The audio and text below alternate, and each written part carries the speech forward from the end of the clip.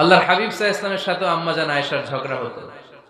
মজার একটা হাদিস শোনেন, সহিহ বুখারীর হাদিস, মুসনাদে আহমদ ইবনে হাম্বলও এসেছে এই হাদিসটা।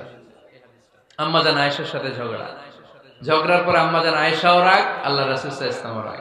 এখন রাগ মিটানোর দরকার আছে না নাই? আল্লাহ রাসূল সাল্লাল্লাহু আলাইহি ওয়াসাল্লাম বললেন, আয়েশা চলো মিটমাট করে ফেলি। সুবহানাল্লাহ কইবেন না? চলো মিটমাট করি। তো কারে ডাকবো মিটমাটের জন্য? ওমর রে ডাকি। আম্মা জান আয়েশা বলে, না, ওমর গলিব, ওমর খুব মেজাজ ওয়ালা, আমার ডর লাগে। তোমার আব্বারে ডাকি। আব্বারে ডাকেন, আব্বারে ডাকেন। খুশি হয়ে গেছেন আম্মা জান আয়েশা রাদিয়াল্লাহু আনহা। আবু বকর রাদিয়াল্লাহু চলে আসলেন, দাঁড়ালেন। এবার বিষ্ণু সাল্লাল্লাহু আলাইহি ওয়াসাল্লাম বললেন, তাতাকাল্লিমিন আও আতাকাল্লাম, কি ঘটছে আমাদের মাঝে, তুমি বলবা না আমি বলবো? আম্মা জান আয়েশা বললেন, তাতাকাল্লামু আনতা ওয়ালা তাকুল ইল্লা হাক্কান, আপনিই বলেন তবে সত্য ছাড়া মিথ্যা বলবেন না। আবু বকর রাদিয়াল্লাহু তাআলা আনহু শুনে রেগে গেলেন, কি এ কেমন কথা তোমার? নবীকে উদ্দেশ্য করে তুমি বলছো সত্য ছাড়া মিথ্যা বলবেন না, নবী কখনো মিথ্যা বলবে নাকি? রেগে মেয়ের গায়ে মেরেছে এক চড়। চড় খেয়ে আম্মা জান আয়েশা উল্টে পড়ে গেলেন। সাইয়েদনা আবু বকর রাদিয়াল্লাহু তাআলা আনহু রেগে গড়গড় করতে লাগলেন, আবার মারার জন্য উদ্যত হলেন। আম্মা জান আয়েশা রাদিয়াল্লাহু তাআলা আনহু বাঁচার জন্য এবার বিশ্বনবীর পিছনে যে আশ্রয় নিলেন। সুবহানাল্লাহ পড়বেন না? বিশ্বনবী সাইয়েদনা আবু বকরের সামনে দুই হাত মেলে ভেবে দাঁড়িয়ে গেলেন। আল্লাহর হাবিব যখন আম্মা জান আয়েশাকে বাঁচানোর জন্য দুই হাত উঁচু করে দাঁড়িয়ে গেলেন, সাইয়েদনা আবু বকর থেমে গেলেন। সাইয়েদনা আবু বকর এই পরিস্থিতি দেখে ঘর থেকে বের হয়ে ঘরের বাইরে দাঁড়ালেন। এবার আল্লাহর রাসূল সাল্লাল্লাহু আলাইহি ওয়াসাল্লাম আম্মা জান আয়েশাকে তুললেন, বললেন, ইয়া আয়েশা কাইফা রাআইতিনি আনকাসতুকি মিনার রাজুল, দেখলা নাকি কেমন করে আমি তোমার বাবার হাত থেকে তোমারে বাঁচালাম? আজকে আমি যদি সামনে দাঁড়িয়ে না বাঁচাতাম, তোমার বাবা তোমারে একেবারে মেরেই ফেলতো। সুবহানাল্লাহ পড়ে। দেখছো আয়েশা, আমি বাঁচাইলাম তোমারে, আমার সাথে ঝগড়া করো, আমি বাঁচাইলাম। এই কথা শুনে আম্মা জান আয়েশা রাদিয়াল্লাহু তাআলা লজ্জায় পড়ে হেসে দিলেন। সুবহানাল্লাহ পড়বেন না? এত আস্তে সুবহানাল্লাহ। লজ্জায় হেসে দিলেন। বিষ্ণু সাল্লাল্লাহু আলাইহি ওয়াসাল্লাম এবার হেসে দিলেন। দুইজনের হাসাহাসি শুনে বাইরে থেকে আবু বকর রাদিয়াল্লাহু তাআলা আনহু হাসির আওয়াজ শুনে অবাক, কি রে এতক্ষণ যুদ্ধ এখন আবার হাসি কেন? হাসে দেখার জন্য সাইয়েদনা আবু বকর রাদিয়াল্লাহু তাআলা আনহু ঘরের ভেতরে ঢুকলেন। ঢুকে দেখেন আম্মা জান আয়েশাও হাসে, বিশ্বনবীও হাসে। সাইয়েদনা আবু বকর হেসে দিলেন, আরশের উপর থেকে খুশি হয়ে গেলেন কে? এবার সাইয়েদনা আবু বকর বলেন, ইয়া রাসূলুল্লাহ, ইয়া হাবিবাল্লাহ, আশরিকানি ফি সিলমিকুমা কামা আশরাকতুমানি ফি হারবিকুমা। নবী গো, আপনাদের দুইজনের মধ্যে যুদ্ধ লাগলে যেমনি মিটমাট করার জন্য আপনি আমারে ডাকেন, আপনাদের এই আনন্দ ঘন মুহূর্তগুলোতে শরীক হওয়ার জন্য মাঝে মাঝে আমারে ডাইকে। সুবহানাল্লাহ পড়ে। আপনাদের মধ্যে যুদ্ধ লাগলে সন্ধি করার জন্য যেমনি আমারে ডাকেন, আপনারা যখন আনন্দ ঘন পরিবেশে এরকম খুনসুটি করেন, হাসাহাসিতে মেতে ওঠেন, তখন একটু আমারে ডাইকেন। সুবহানাল্লাহ পড়বেন না? দেখেন আল্লাহ রাসূল সাল্লাল্লাহু আলাইহি ওয়াসাল্লাম পৃথিবীর সবচেয়ে শ্রেষ্ঠতম মানুষ। উনাদের পরিবারেও ঝগড়া হতো, কিন্তু এই ঝগড়া কোনোদিন তালাক পর্যন্ত গিয়েছে? কথা বলেন না কেন? আল্লাহর হাবিব সাল্লাল্লাহু আলাইহি ওয়াসাল্লাম তার কোন স্ত্রীকে তালাক দিয়েছেন? প্রায় আম্মা জান আয়েশার সাথে রাগারাগি হতো। আল্লাহর হাবিব সাল্লাল্লাহু আলাইহি ওয়াসাল্লাম বলতেন, আয়েশা কখন তুমি রেগে থাকো সেটাও আমি জানি, কখন তুমি আমার উপর খুশি থাকো সেটাও আমি জানি। ইয়া আয়েশা ইন্নী লা আ'লামু ইযা কুনতি আন্নী রাদিয়া ওয়া ইযা কুনতি আলাইয়া গাদবা। আয়েশা কখন রেগে থাকো তাও বুঝি, কখন খুশি থাকো তাও বুঝি। আম্মা জান আয়েশা বললেন, ইয়া রাসূলুল্লাহ কেমনে বোঝেন? বিশ্বনবী বললেন, তোমার দোয়ার বাক্যগুলো শুনো বুঝি। যখন তুমি আমার উপরে খুশি থাকো তখন দোয়ার সময় তুমি এভাবে বলো, রব্বি মুহাম্মদ, ও মুহাম্মাদের রব, আপনি আমাদের সব গুনাহ মাফ করে দেন। আর যখন তুমি আমার উপর রেগে থাকো তখন তুমি মুনাজাতের সময় বলো, ও রব্বি ইব্রাহিম, ইব্রাহিমের রব, আপনি আমাদেরকে ক্ষমা করে দেন। তার মানে যখন তুমি রেগে থাকো তখন দোয়ার সময় আমার নামটা মুখে নিতে চাও না। সুবহানাল্লাহ পড়েন। তখন তুমি দোয়ার সময় অন্য নবীর নাম নাও। আম্মা জান আয়েশা বললেন, ইয়া রাসূলুল্লাহ, মা আহাজুরু ইল্লা ইসমাক, আমি তো শুধু নামটাই সরাই, আমার মুখ থেকে কেবল আপনার নামটাই সরায় রাখি, আমার হৃদয় থেকে কখনো আপনারে সরাতে পারি না।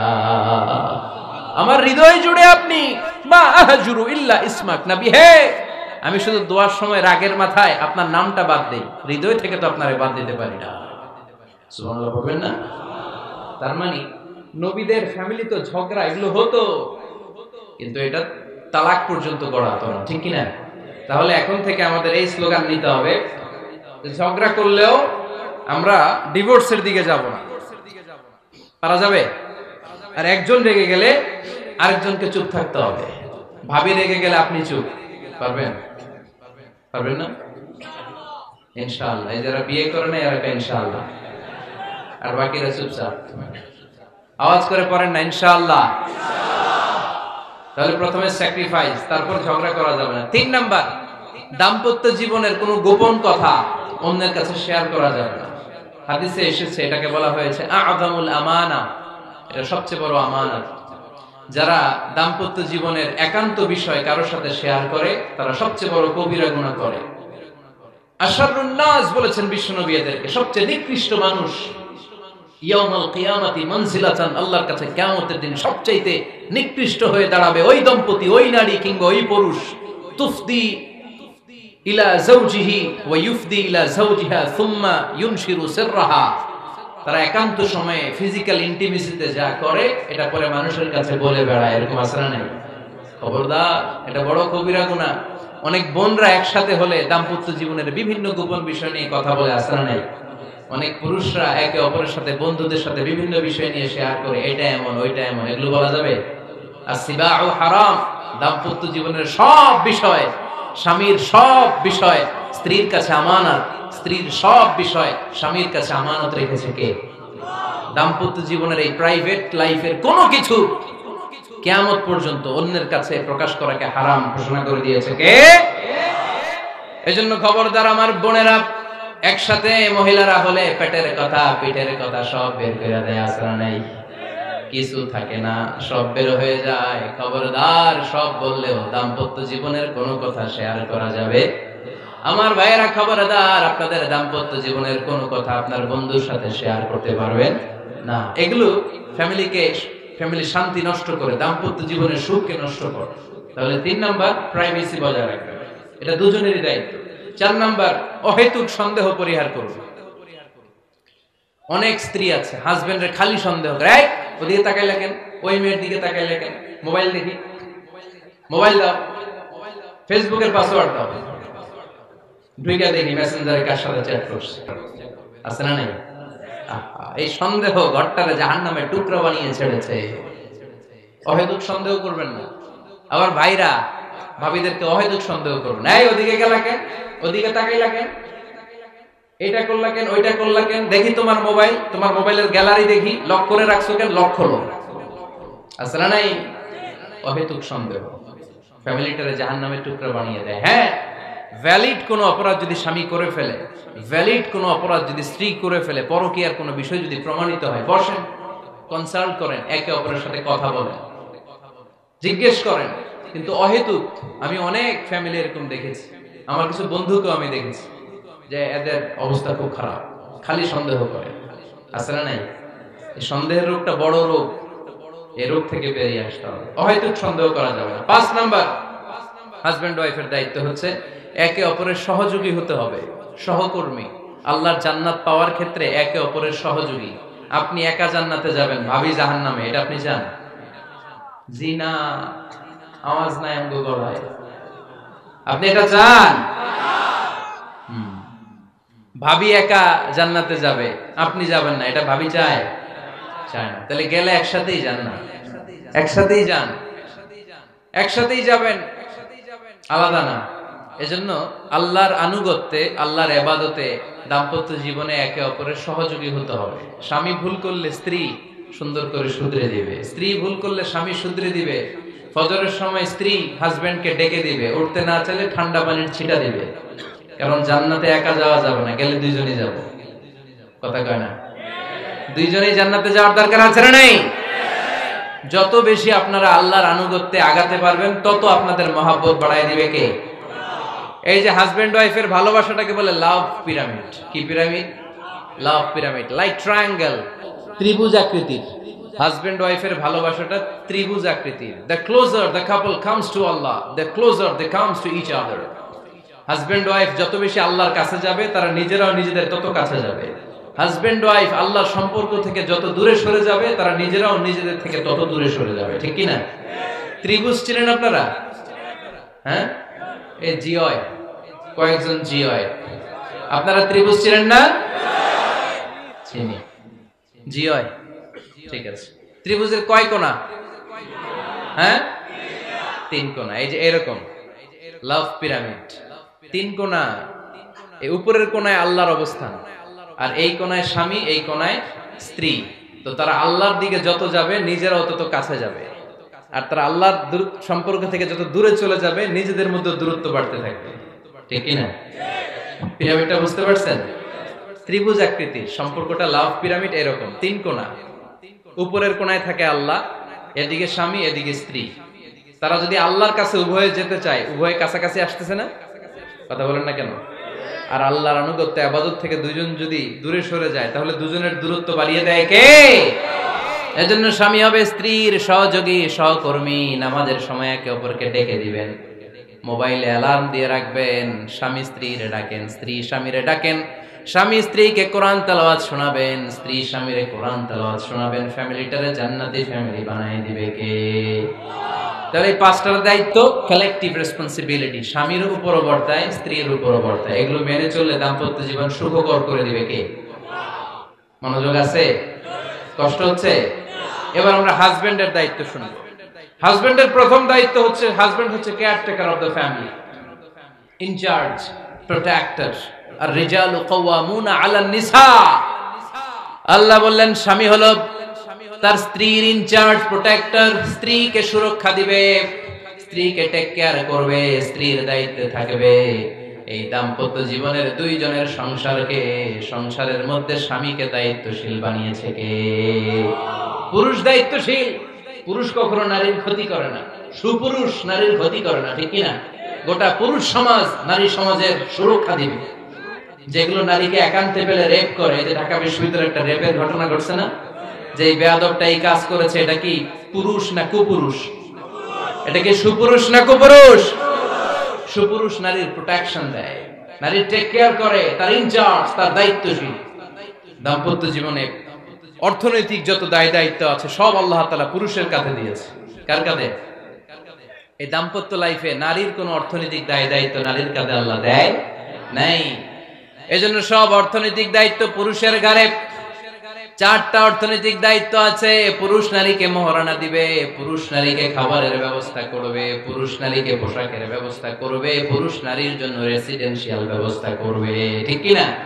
ওয়াতুন নিসা সাদকাতিহিন্না নিহলা ফাইন তিবনা লাকুম আন শাইইম মিনহু নাফসান ফাকুলুহু হানিআম মারিআ। সুবহানাল্লাহ পড়ে।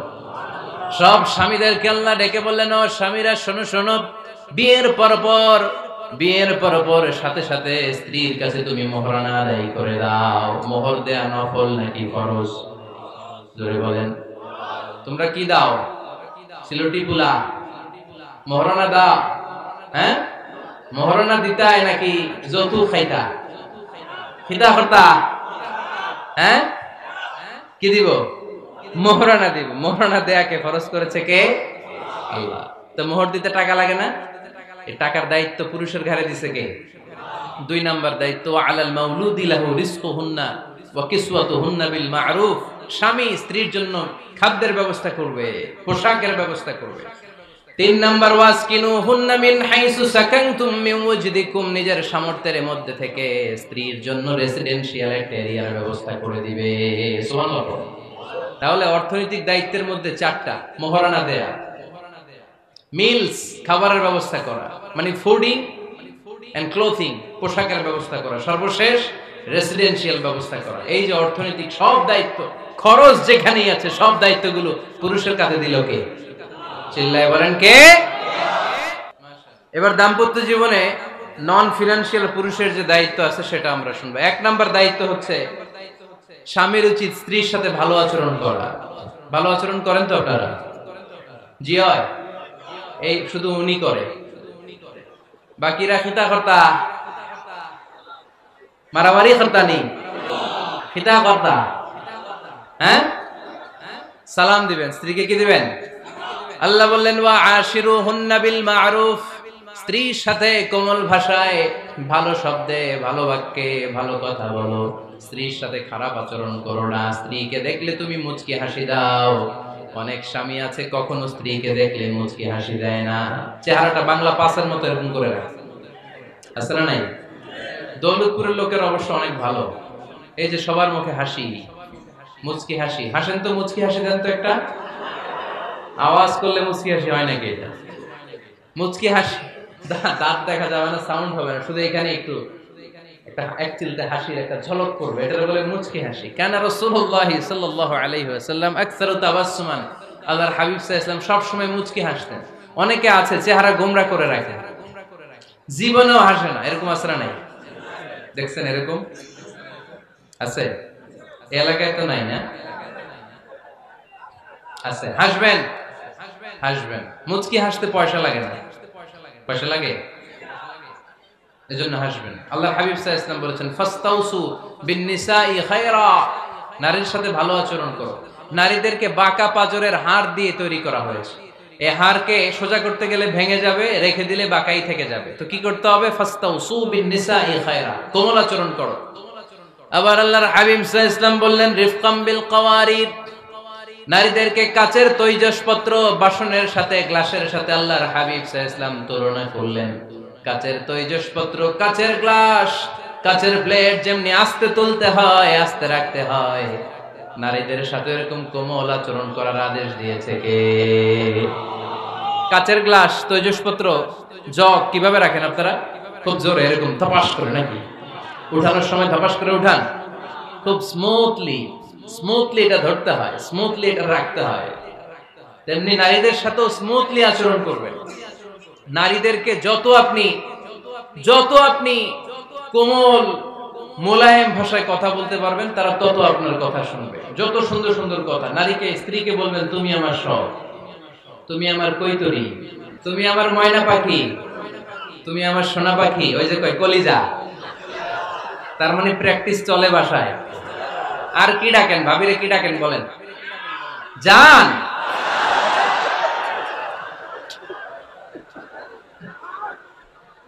জান ডাকেন। আর ভাবি কি ডাকে আপনাদেরকে? বাবু। কি ডাকে? বাবু ডাকে। আর কি ডাকে? হ্যাঁ, বেবি।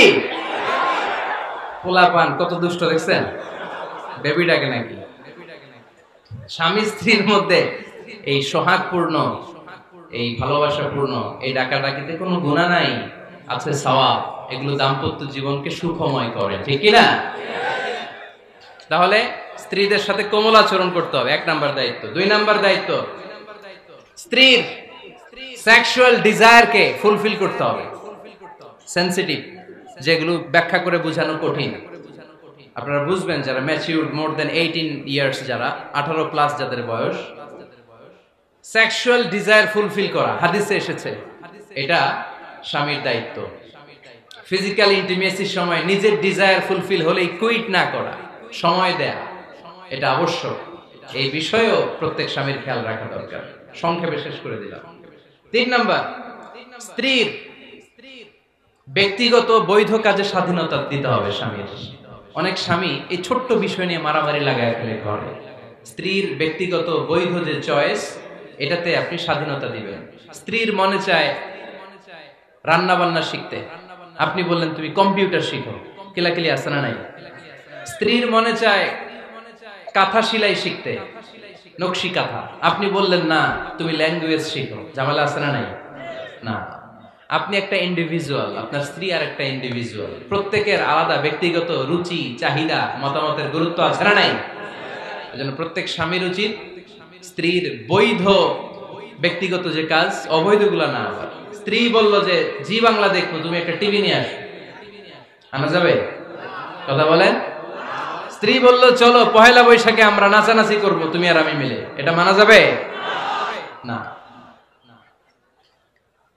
স্ত্রীর ব্যক্তিগত বৈধ কাজের স্বাধীনতা দেয়া।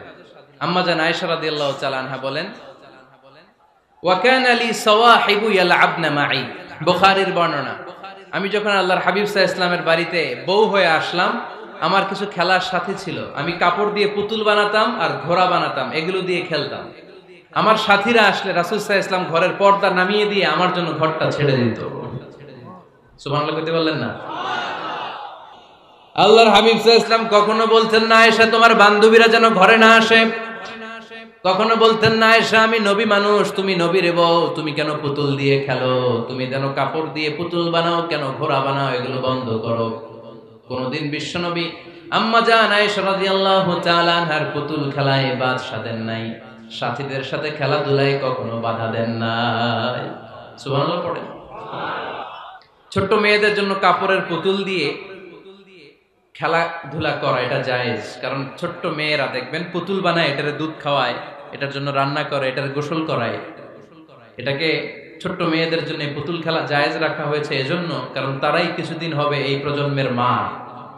তাদের সন্তানদেরকে কেমন করে লালন পালন করবে তার একটা প্র্যাকটিস খেলার ছলেই ছোটবেলায় হয়ে যায়। সুবহানাল্লাহ পড়েন। এজন্য 3 নাম্বার দায়িত্ব স্ত্রীর ব্যক্তিগত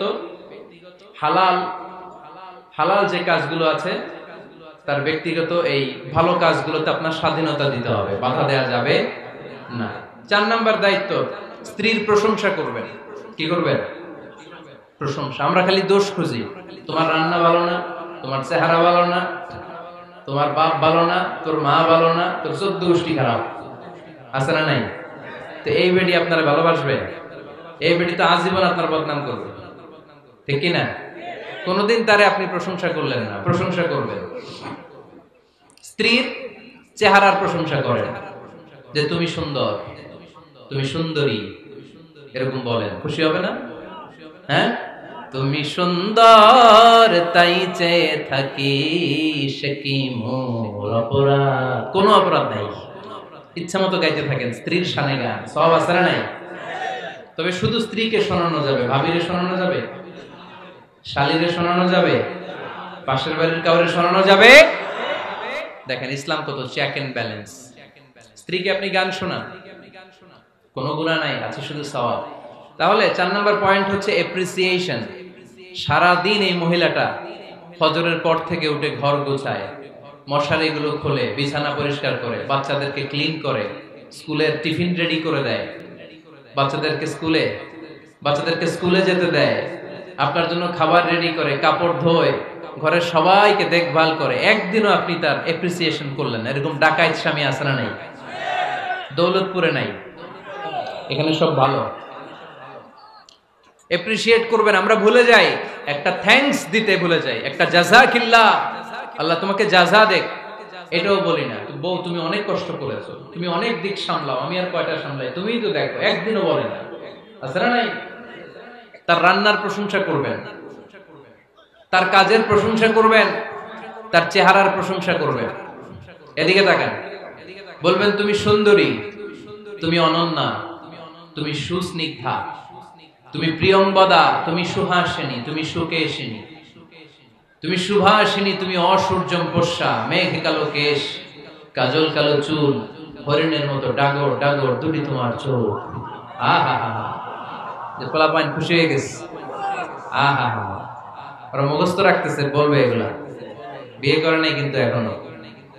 তো জায়গা মতো বলবা, গার্লফ্রেন্ডে বলো না। আবার কাকে বলবা? স্ত্রীকে। পারা যাবে না? একটু এপ্রিসিয়েশন দেওয়া যাবে না? ওনাদেরকে একটু প্রশংসা করবেন। প্রশংসা পেলে নারীরা বড্ড খুশি হয়। যদি আপনি বলেন যে তোমার রান্নাটা আজকে অসাধারণ হয়েছে, দেখবেন আরেক বাটি আইনা দিতেছে, খাইতে পারতেছে না, এরপরে পাতে তুলে দেয়, আরেকটু খাও, আরে খাও না, আছে না নাই? আপনি 10,000 টাকার বান্ডিল দিয়ে আপনার বউকে যত খুশি করতে না পারবেন, রান্না মজা হয়েছে এইটা বলে আপনি অনেক বেশি খুশি করতে পারবেন। আল্লাহর হাবিব সাল্লাল্লাহু আলাইহি ওয়াসাল্লাম কখনো স্ত্রীদের রান্নার বদনাম করে নাই। সুবহানাল্লাহ পড়বেন না?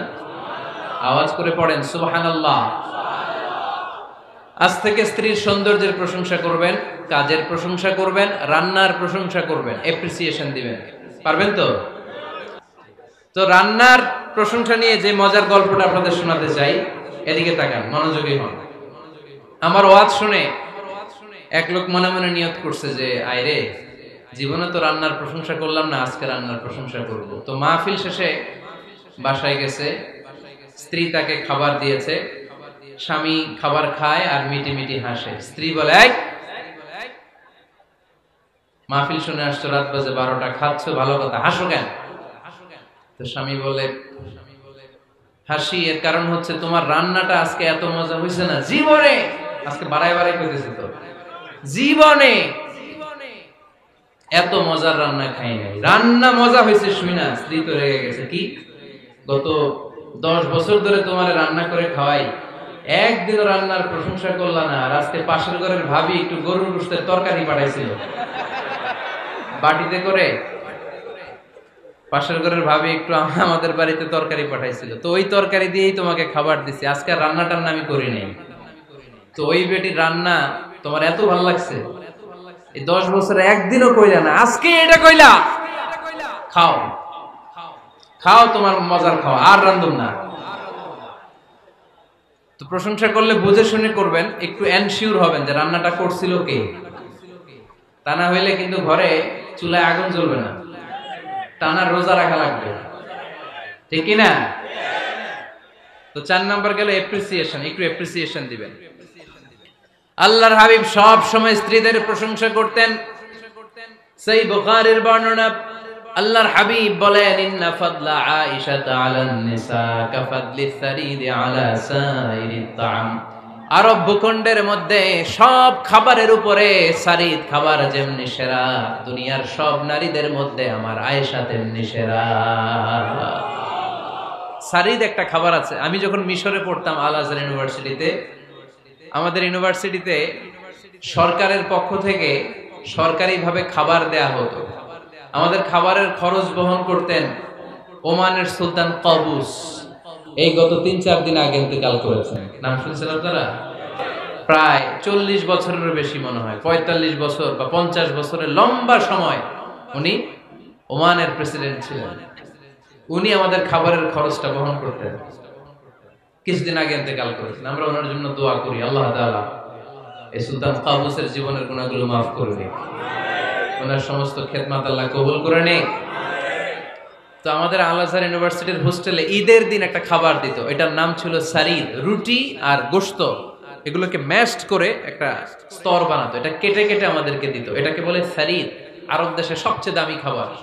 আমাদের দেশে যেমনি পোলাও, গরুর রেজালা, রোস্ট, এগুলো খুব উন্নত খাবার ধরা হয়, বিয়েতে সার্ভ করা হয়। আরব দেশে ওইটাকে বলে সারিদ, শ্রেষ্ঠ খাবার। আল্লাহর হাবিব বললেন, সব খাবারের মধ্যে যেমনি সারিদ সেরা, নারীকুলের মধ্যে তেমনি আমার আয়েশা সেরা। দেখেন কেমনে এপ্রিসিয়েট করতেন। আম্মা জান আয়েশাকে তিনি সব সময় আদর করে হামায়রা বলে ডাকতেন। হামায়রা মানে লাল সুন্দরী বউ। কি সুন্দরী? আম্মা জান আয়েশা রেগে গেলে গাল দুটো আনার ফলের মতো লাল হয়ে যেত, এজন্য ডাকতেন, ও আমার লাল সুন্দরী বউ। সুবহানাল্লাহ কইতে পারলেন না?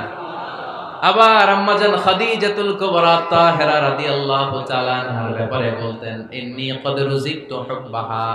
সহিহ মুসলিমের বর্ণনায় তিনি বলতেন, খাদিজার ভালোবাসা আল্লাহ তাআলা আমার হৃদয়ে রিজিক হিসেবে দিয়েছে। আওয়াজ করে পড়ুন আল্লাহু আকবার। বিশ্বনবীর 11 জন বউ ছিল, 2 জন দাসী ছিল। তো মাঝে মাঝে বিবিরা বিশ্বনবীরে ধরতো, নবী আমাদের এইটা লাগবে, ওইটা লাগবে, এইটা নাই, ওইটা নাই। বিশ্বনবীকে আমার কাছে কিচ্ছু নাই, থাকলে থাকো নাইলে যা। এখন বউরাও ছাড়ে না, নবীও দিতে পারে না। নবী রহমতের নবী, কখনো বিবিদের গায়ে হাত তোলে না। ওনার পুরো জীবনে শুধু একজন বিবির থুতনির মধ্যে এইভাবে চেপে ধরেছিলেন, আদর করতেন বেশি, তারাই ধরছিলেন, আয়েশা। সুবহানাল্লাহ পড়ুন। এইভাবে শুধু এতটুকু পুরো জীবন। কারণ কারণ বিশ্বনবী আয়েশার সামনে খাদিজা রাদিয়াল্লাহু তাআলা আনহার প্রশংসা করতেন। উনি অনেক আগে মারা গিয়েছেন। তো মা আয়েশা বলে, কোন জামানায় কোন বুড়ি মরছে, ওই বুড়ির নিয়ে এত কথা, আমগরে ভাল লাগে না, কি চোখে লাগে না আমগরে? বিশ্বনবী বললেন, আয়েশা কি বললা? সাবধান, কোনদিন খাদিজার ব্যাপারে এই কথা বলো না, কারণ একটা মহিলাকে আল্লাহ আরশের উপর থেকে সালাম দিয়েছে, ওইটা আমার খাদিজা। সহিহ মুসলিমের বর্ণনা, বিশ্বনবী বলতেন, রুজিকতু হুব্বাহা, খাদিজার ভালোবাসা আমার অন্তরে ঢুকায়া দিয়েছে কে? বিশ্বনবী দোয়া করতেন, আল্লাহ কিয়ামতের দিন যেদিন পীর সাহেব মুরিদরে চিনবে না, মুরিদ পীর সাহেবরে চিনবে না, ইমাম মুসল্লিরে চিনবে না, মুসল্লি ইমামরে চিনবে না, বাবা ছেলেরে চিনবে না, ছেলে বাবারে চিনবে না, কেউ কাউরে চিনবে না, ওই কঠিন দিনে যেন আমি আমার খাদিজারে ভুলে না যাই। ও আয়েশা, তোমরা তো সুখের দিনের সঙ্গী, খাদিজা আমার বিপদের দিনের সঙ্গী। বিশ্বনবী 3টি বছর শিয়াবে আবি তালেবে জেল খেটেছেন, সাথে জেল খেটেছে বিশ্বনবীর স্ত্রী খাদিজা। তো স্ত্রীরা বিশ্বনবীরে ধরলো সবাই, নবী আমগো এটা নাই, ওইটা নাই, এটা লাগবে, ওইটা লাগবে। বিশ্বনবীকে আমার কাছে কিচ্ছু নাই। তো নবীও দিতে পারে না, স্ত্রীরাও ছাড়ে না। নবী তো রহমতের নবী, ওমা আরসালনাকা ইল্লা I have sent you as a mercy for the entire universe. নবী হে, আমি গোটা বিশ্বের জন্য আপনারা রহমত করে পাঠিয়েছি। বিশ্বনবী মায়ার নবী, দয়ার নবী, কিচ্ছু বলতে পারে না, স্ত্রীরাও ছাড়ে না। স্ত্রীরা বলে এটা লাগবে, ওইটা লাগবে। তো এরকম চলতেছে। ইন দ্য মিন টাইম কে যেন দরজার বাইরে থেকে সালাম দিল, আসসালামু আলাইকুম ওয়া রাহমাতুল্লাহ। বিশ্বনবী টের পেলেন এই সালামটা আর কারণ না, এটা আমার ওমরের সালাম। কার সালাম? বিশ্বনবী সালামের উত্তর দিলেন, ওইদিকে তাকিয়ে ওয়া আলাইকুমুস সালাম। সালামের উত্তর দিয়ে স্ত্রীদের দিকে আবার যখন তাকায় দেখলেন যে একটা স্ত্রীও সামনে নাই। ওদিকে তাকায় ওয়ালাইকুম আসসালাম, এদিকে তাকায় দেখে কেউ নাই। এতক্ষণ সব বিবিরা বসা ছিল, মুহূর্তে সব দৌড়। তার মানে ওমরে ফারুকের পার্সোনালিটি, ব্যক্তিত্ব এমন ছিল, মুনাফিকেরা ভয় পেত, শয়তান ভয় পেত, এবং বিশ্বনবীর স্ত্রীরা ওনারা দেখলে ভয় পেত। চিল্লায় পড়েন আল্লাহু আকবার।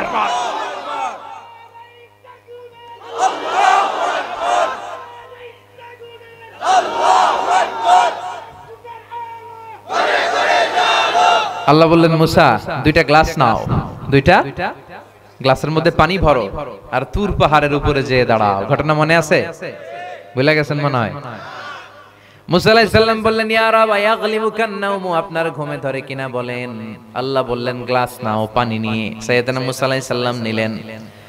আল্লাহ বললেন, মুসা পানি নিয়ে দাঁড়িয়ে থাকো। আর ঘুমরে আল্লাহ বললেন, ও ঘুম, তুই মুসারে ধর, মুসারে ধর।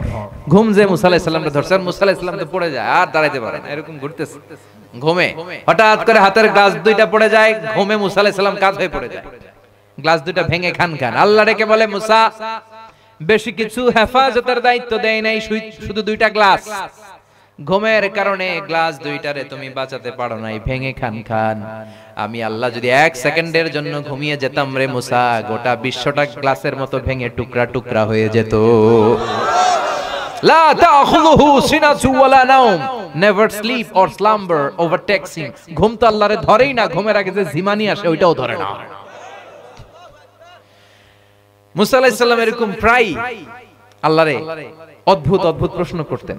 তো এখন যে প্রশ্নটা শোনাবো, এটা সহিহ ইবনে হিব্বান আর মুস্তাদরাকে হাকিমে এসেছে। বর্ণনাকারী সাইয়েদনা আবু সাঈদ আল খুদরি, বিশ্বনবী বললেন, সাইয়েদনা মুসা আলাইহিস সালাম আল্লাহরে বললেন, ইয়া রাব্বি আল্লিমনি যিকরান ওয়া কালিমাতান আদউ বি। আল্লাহ, ও আল্লাহ, তুমি এমন একটা জিকির আমারে শিক্ষা দাও, যে জিকিরটা দিয়ে আমি তোমার জিকির করব। এই জিকির আর কেউ জানবে না, খালি জানবা তুমি আর আমি। সুবহানাল্লাহ কইতে পারলেন না? আল্লাহ বলে, মুসা তুমি পড়ো লা ইলাহা ইল্লাল্লাহ।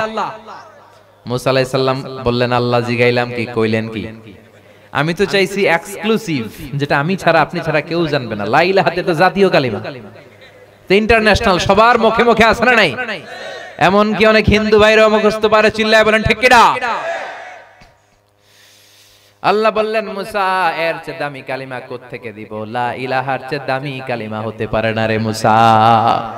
লাউ তাদউ লা ইলাহা ইল্লাল্লাহ ফি কাফা, ও মুসা লা ইলাহাকে যদি এক পাল্লায় রাখো, ওয়াসসাবউস সামাওয়াতি ওয়াল আরদিন, 7 আকাশ 7 জমিন যদি আরেক পাল্লায় রাখো রে মুসা, লা রাজাহাত কাফাতু লা ইলাহা ইল্লাল্লাহ, 7 আকাশ 7 জমিন এক পাল্লায়, লা ইলাহা ইল্লাল্লাহ আরেক পাল্লায়, ওজন দিলে দেখা যাবে মুহূর্তের মধ্যে লা ইলাহার পাল্লাটা ভারী হয়ে গেছে।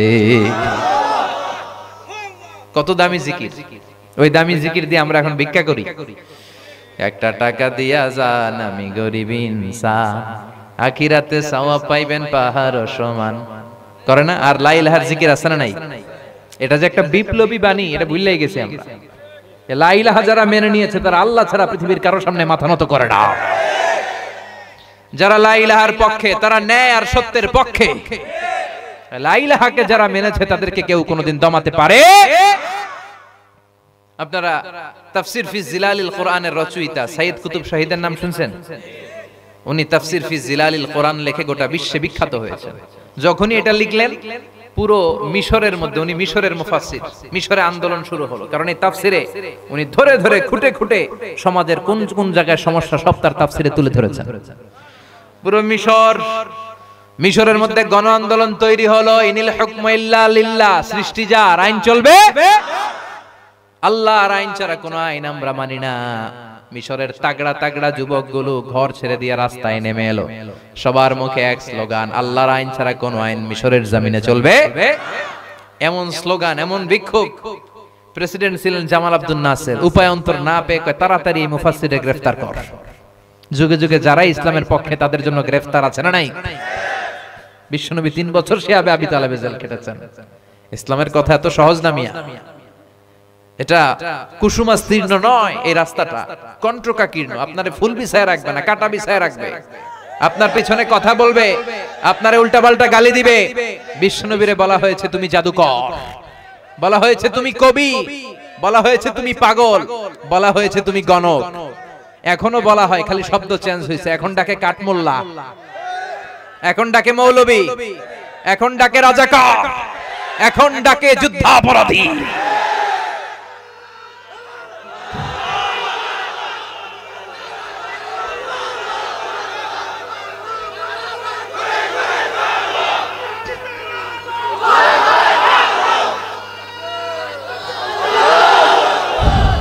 ইসলামের পক্ষে কথা বললেই আপনার এরকম গালিমন্দ শুনতে হবে।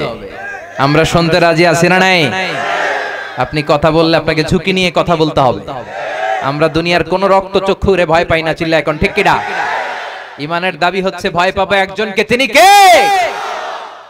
জামাল আব্দুল নাসের উপায় অন্তর না পেয়ে মুফাসসিররা জেলে ভরার পরে বিক্ষোভে পুরো মিশর ফেটে পড়ল। এবার জামাল আব্দুল নাসের কয় না, জেলে বললে লাভ হবে না, ওটারে ফাঁসি দে, ফাঁসি দে। সাইয়্যিদ কুতুব শাহীদের ফাঁসির রায় হলো কোর্টে, ফাঁসি দেয়া হবে। পুরো মিশরে আন্দোলন, সব আন্দোলনকে থামিয়ে উনি ফাঁসি কার্যকর করবেন। ফাঁসি হতে আর 1 ঘন্টা বাকি। কয় ঘন্টা? কারা কর্তৃপক্ষের নিয়ম অনুযায়ী যাকে ফাঁসি দেয়া হয় তাকে কারাগারের ইমাম সাহেব এসে তওবা পড়ায় আর লা ইলাহা পড়ায়। এই যে লা ইলাহার ওয়াজ করতেছে, আফদালুয যিকরি লা ইলাহা ইল্লাল্লাহ। তো 1 ঘন্টা আগে জেলখানার ইমাম এসে সাইয়্যিদ কুতুব শাহীদরে বলে, সাইয়্যিদ কুতুব শাহীদ, আমি তওবা পড়াইতে আসছি, তওবা পড়েন আর আপনি আমার সাথে সাথে পড়েন লা ইলাহা ইল্লাল্লাহ। সাইয়্যিদ কুতুব শাহীদ বলে, তুমি আমারে তওবা পড়াতে এসো না, তুমি আমারে কালিমা শিখায়ও না। আমি কালিমা খুব ভালো করে জানি। যে কালিমা পড়ানোর কারণে সরকার তোমারে বেতন দেয়, ওই কালিমার ব্যাখ্যা করার কারণে সরকার আমারে ফাঁসি দেয়। তুমি কালিমার কথা কও, তোমার দেয় টাকার বান্ডিল, আমি কালিমার কথা বললে আমারে দেয় ফাঁসি। তার মানে তোর কালেমা আমার কালিমা এক কালিমা না, 2 কালেমায় পার্থক্য আছে না নাই? এই কালিমা লা ইলাহা ইল্লাল্লাহ এটা ভিক্ষার জিকির নয়, এটা বিপ্লবী বাণী। এই বাণী নিয়ে যদি মুসলমান সামনে আগায়, পৃথিবীর কোন শক্তি মুসলমানদের থামাতে পারে না, অসম্ভব। এটার মধ্যে এমন শক্তি আছে, এটার মধ্যে এমন সম্ভাবনা আছে।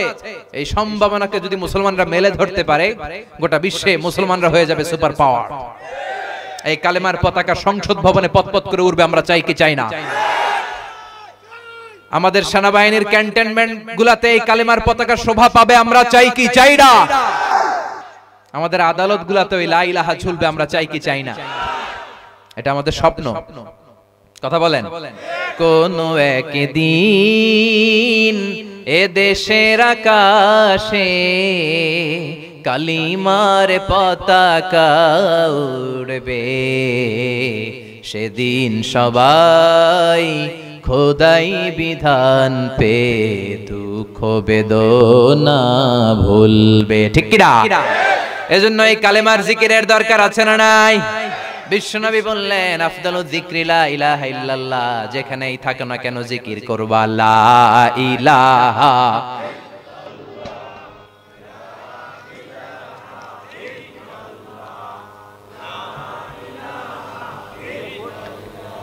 লা ইলাহা ইল্লাল্লাহু মুহাম্মাদুর রাসূলুল্লাহ সাল্লাল্লাহু আলাইহি ওয়াসাল্লাম। বিশ্বনবী বললেন, আহাব্বুয যিকরি আহাব্বুল কালাম। খেয়াল করে শুনেন, খেয়াল করে শুনুন, সামনে আসরের নামাজ, খুব বেশি সময় নাই, যতক্ষণ আসি মনোযোগ দিয়ে শুনবো, ওঠা বসা করবেন না তো। আহাব্বুল কালাম লা ইলাহা ইল্লাল্লাহ, আল্লাহর কাছে শ্রেষ্ঠ কালাম হচ্ছে চারটা বাক্য। বিষ্ণু বললেন, এক হলো সুবহানাল্লাহ, দুই হলো আলহামদুলিল্লাহ, তিন হলো লা ইলাহা ইল্লাল্লাহ, চার হলো আল্লাহু আকবার। আল্লাহর কাছে সবচেয়ে প্রিয় কথা কয়টি?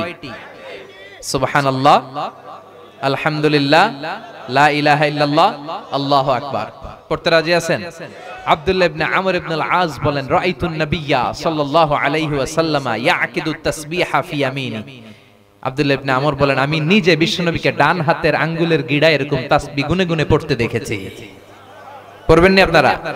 ডান হাত তোলেন, এই গিরার মধ্যে এইভাবে ধরেন, এইভাবে এইভাবে এইভাবে পড়তে রাজি আছেন? এই হাতের গিড়াগুলো আপনার পক্ষে কিয়ামতের দিন সাক্ষী দিবে, ঠিক কি না? এজন্য আমরা তওবা করব কার কাছে? জিকির করব কার? দোয়া করব কার কাছে? বেশি বেশি দোয়া করার দরকার আছে না নাই? আল্লাহ বলে, ও বান্দা আমার কাছে যাও, চাও মাত্র আমি তোর ডাকে সাড়া দিব। কারে ডাকবেন? নাকি দয়াল বাবারে? খাজা বাবা? দয়াল বাবারে দয়া করো আমারে বলা যাবে? দয়া করবে কে?